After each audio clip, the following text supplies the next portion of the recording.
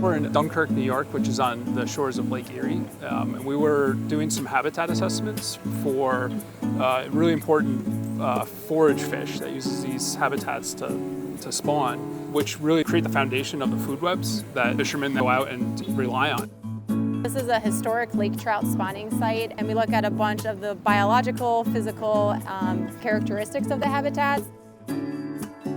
Freshwater is really important to everybody. It doesn't matter if you live in a city or if you live in a beautiful rural area.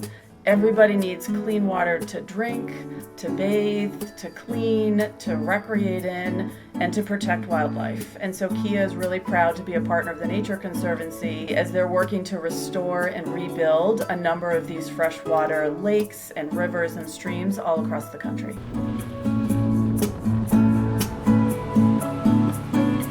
This is an older style AquaView camera, so this is nice because we can put it down just to do a quick glance to even make sure we're on the habitat.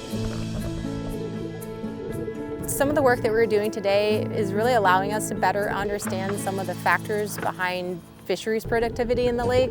So what are the characteristics of the habitat that lead to increased fish productivity? Head that way just a little bit.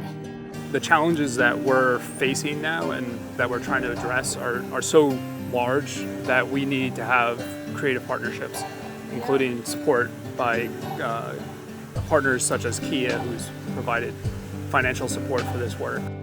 Literally millions of people rely on that water, from everything from commercial fisheries to drinking water. If this work wasn't done, I think we'd see a lot of adverse impacts on the broader ecosystem that then would carry over into our coastal communities. Our fisheries wouldn't be as good, and we'd also just see a loss of the diversity that is something that really makes the Great Lakes unique.